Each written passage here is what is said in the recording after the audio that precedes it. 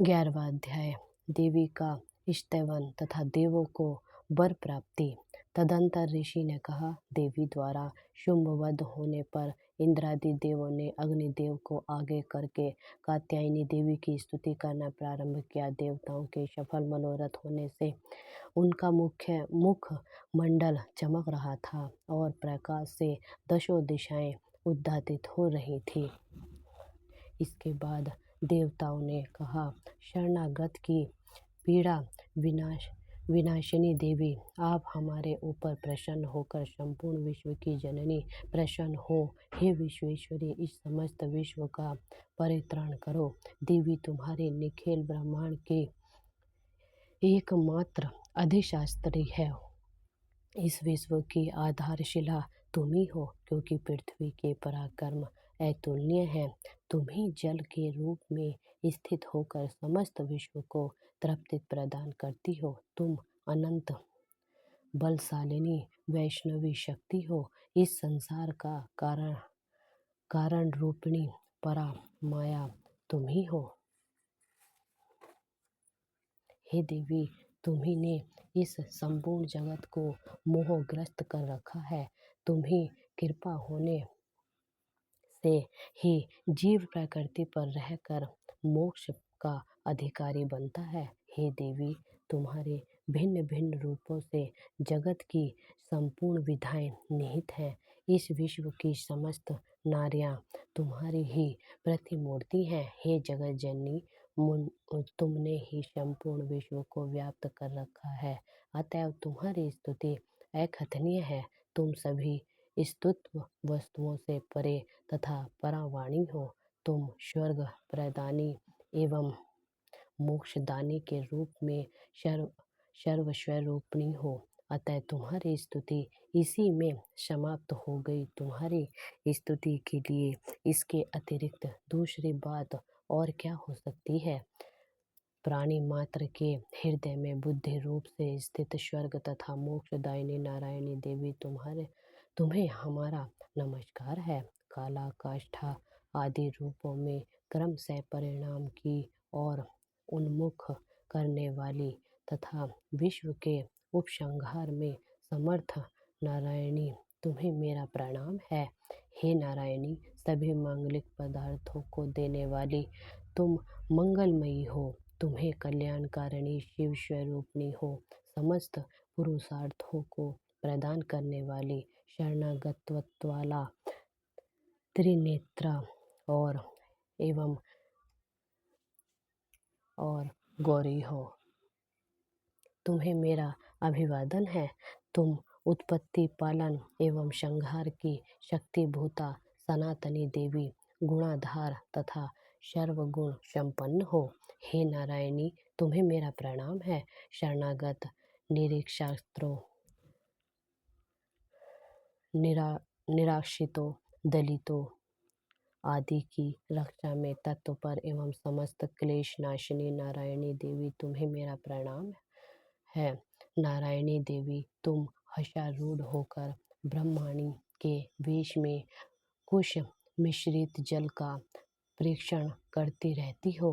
तुम्हें मेरा नमस्कार है। माहेश्वरी रूप से त्रिशूल, चंद्रमा एवं नागों की धरणी तथा वृषभ पृष्ठ पर आरूढ़ होने वाली नारायणी देवी, तुम्हें मेरा प्रणाम है। मयूरों तथा कुक्कुटों, मुर्गों से आवृत महाशक्ति धारणी कौमारी रूप में स्थित निष्पापे नारायणी, तुम्हें मैं नमस्कार करता हूँ। शंख चक्र गदा एवं शंख युद्ध धारणी वैष्णव शक्ति संपन्ना नारायणी, तुम मेरे पर प्रसन्न हो। तुम्हें मेरा प्रणाम है। हाथ में भयंकर चक्र लिए पृथ्वी को अपने दाढ़ों पर उठाए हुए 12 रूप वाली कल्याणकारिणी नारायणी, तुम्हें मेरा नमस्कार है।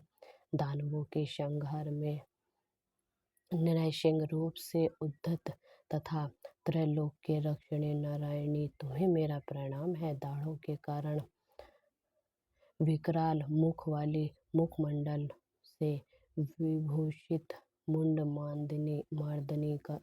मार्दनी चामुंडा रूपणी नारायणी, तुम्हारा मैं अभिवादन करता हूँ। लक्ष्मी, लज्जा, महाविद्या, श्रद्धा, पुष्टि, श्रद्धा, ध्रुवा, महारात्रि तथा अधिधारूपिणी नारायणी तुम्हें मेरा नमस्कार है। मेधा, सरस्वती, श्रेष्ठा, ऐश्वर्य, स्वरूपा, पार्वती, महाकाली, संयमशीला तथा सर्व अधिशास्त्री नारायणी तुम्हें मेरा प्रणाम है।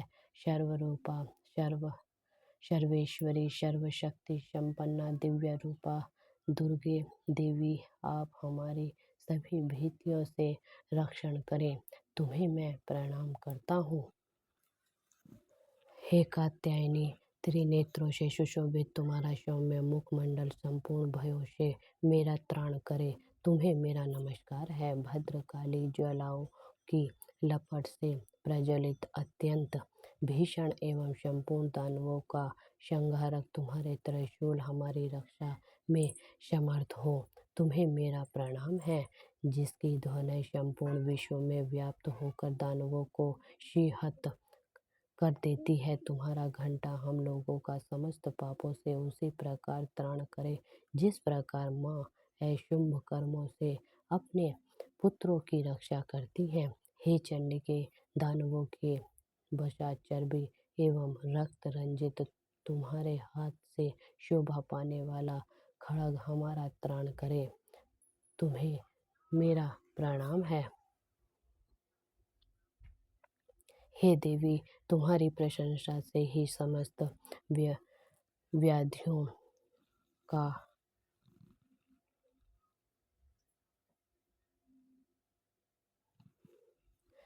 शमन होता है। कुपित होने पर मनोरथ का नाश होता है। जो लोग तुम्हारे शरणापात्र हैं उन पर कभी विपत्ति के बादल नहीं मंडराते। तुम्हारा शरणागत प्राणी अन्यों का आश्रयदाता हो जाता है। हे देवी अंबिके, तुमने अपने स्वरूप को विभिन्न भागों में विभक्त करके इन विधर्मी दैत्यों का वध कर किया है। तुम्हारे अतिरिक्त दूसरा इस प्रकार कौन कर सकता है। विद्याओं में ज्ञान का उद्गातित करने वाले शास्त्रों तथा वेदों में केवल तुम्हारा ही वर्णन है, किसी अन्य का नहीं। अज्ञान रूपी अंधकारावृत व्रत से ममता रूपी गर्त में इस विश्व को भ्रमित करने वाली तुम्हारी शक्ति के अतिरिक्त कोई अन्य शक्ति नहीं है। जहाँ पर राक्षस, भयानक विषधर सर्प, शत्रु और लुटेरों का गिरोह एवं दावाग्नि हो, वहाँ तथा समुद्र के मध्य में शांत रहकर तुम सतत ही विश्व का कल्याण करती रहती हो।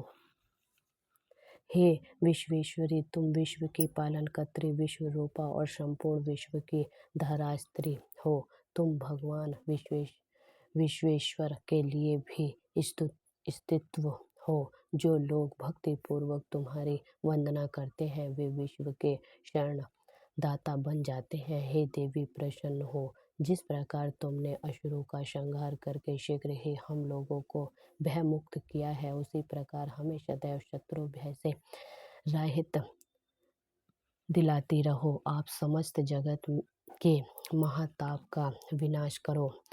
उत्पात एवं पापों के फलस्वरूप उत्पन्न होने वाली महामारी आदि उपद्रवों को शीघ्र ही दूर करें। विश्व की पीड़ा निवारणी देवी, हम सब तुम्हारे चरणों में नमन करते हैं। हमारे ऊपर प्रसन्न हो।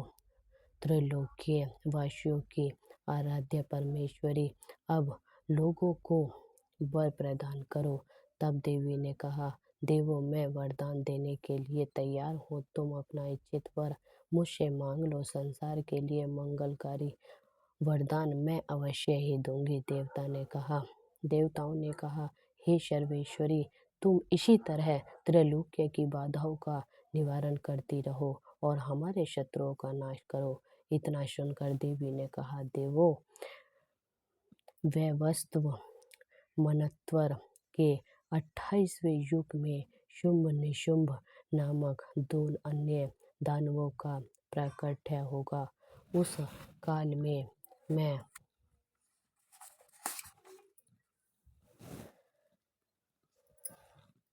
नंदगोप की पत्नी यशोदा के गर्भ से अवतरित होकर विंध्य पर्वत पर वास करूंगी और उन दोनों कथित दानवों का वध करूंगी। इसके अनंतर मैं पृथ्वी पर भयंकर रूप से अवतरित होकर वैप्रचित पृथ्वी नामधारी असुरों का संहार करूंगी। दैत्यों को अपना आहार बनाते समय मेरे दांत अनार पुष्प की भांति लाल वर्ण के हो जाएंगे। इस कारण स्वर्ग के देवता और भूतल के मनुष्यगण सदैव मेरी स्तुति के समय मुझे रक्त दंतिका नाम से संबोधित करेंगे। इसके बाद जब पृथ्वी पर 100 वर्षों तक अवर्षण का प्रकोप रहेगा, तब मुनियों के स्तवन से मैं भूमि पर अयोनिजा नामक रूप से प्रकट होंगी। उत्पन्न होते ही मैं मुनियों को सत नेत्रों से देखूंगी और सभी दानव शताक्षी नाम से मेरा गुणानुवाद करेंगे। देवों, उस समय मैं अपने शरीर से उत्पन्न श्वासों द्वारा ही संपूर्ण विश्व का भरण करूंगी। वर्षा न होने पर वे केवल श्वास द्वारा ही जीवन धारण करेंगे। इस प्रक्रिया के कारण पृथ्वी में शाकंभरी नाम से मेरी प्रसिद्धि होगी। उस अवतार से मैं दुर्गा नामक महादानव का वध करूंगी। दुर्ग नामक, इससे मेरा नाम दुर्गा देवी के नाम से विख्यात होगा। फिर जब मैं भीम रूप बनकर मुनियों के रक्षार्थ हिमालयवासी दानवों का भक्षण करूंगी, उस समय सभी मुनि वर्ग भक्तिपूर्वक मस्तक झुकाकर मेरा स्तवन करेंगे। उस समय मेरा नाम भीमा देवी के नाम से विश्रुत होगा। इसके बाद मैं अरुण नामक असुर त्रैलोक्य में उपद्रव करेगा। तब मैं लोक रक्षार्थ षडपादयुक्त असंख्य भ्रमों के वेश में उनका विनाश करूंगी। उस समय सभी लोग मुझे भ्रमरी नाम से संबोधित करेंगे। इसी प्रकार मैं सदा ही आसुरी उत्पात होने पर अवतार धारण कर शत्रुओं का संहार करूंगी। इस प्रकार 11वां अध्याय समाप्त। जय माता दी।